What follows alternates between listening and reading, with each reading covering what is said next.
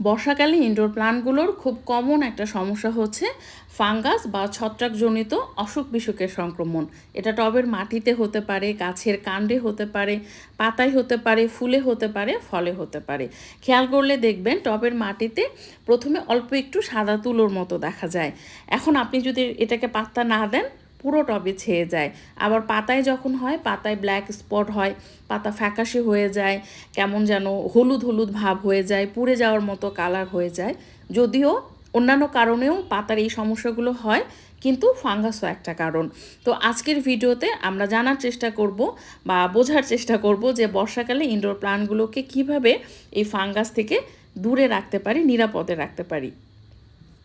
প্রথমত যখন বর্ষা শুরু হচ্ছে বা শুরু হয়ে গেছে এই সময়টায় আমরা একদিন সময় করে সব ইনডোর প্লান্টগুলোকে একখানে করে সেটা ওয়াশরুম বা বারান্দায় নিয়ে গিয়ে তারপর ফাঙ্গিসাইড মেশানো পানি স্প্রে করব। এবং কোনো গাছে যদি আমরা দেখি যে টবের মাটিতে ফাঙ্গাস দেখা যাচ্ছে তখন সেখানে ফাঙ্গিসাইড মেশানো পানি দিয়ে দেব।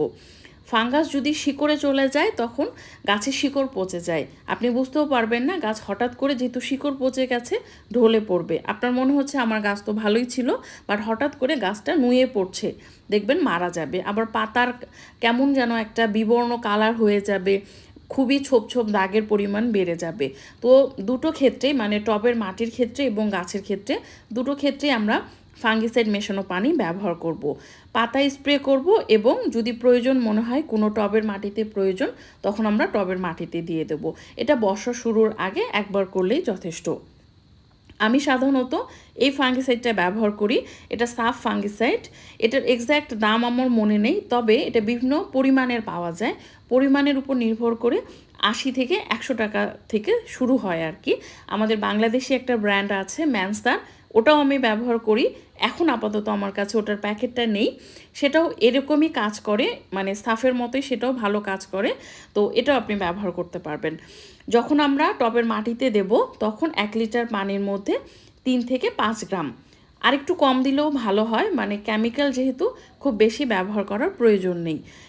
1 লিটার পানির মধ্যে 3 থেকে 5 গ্রাম মিশিয়ে যদি কোনো টবের মাটিতে প্রয়োজন হয় আমরা সেই পানিটা দিয়ে দেব। আর যখন পাতা স্প্রে করব তখন হচ্ছে 1 লিটার পানিতে 2 থেকে 4 গ্রামের মতো নেব, নিয়ে ভালোভাবে মিশিয়ে নিয়ে স্প্রে বোতলে পুরো গাছে স্প্রে করে দেব। এটা আপনি সমস্ত গাছে একবার করে দেন বর্ষা শুরুর আগে, পুরো বর্ষাকালটা আপনার গাছ ভালো থাকবে।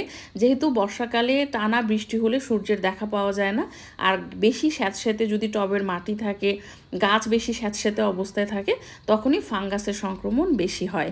তো যখন ব্যবহার করছেন ফাঙ্গিসাইড অবশ্যই সতর্কতা অবলম্বন করবেন, মাস্ক পরবেন এবং বাচ্চারা আশেপাশে যেন না থাকে।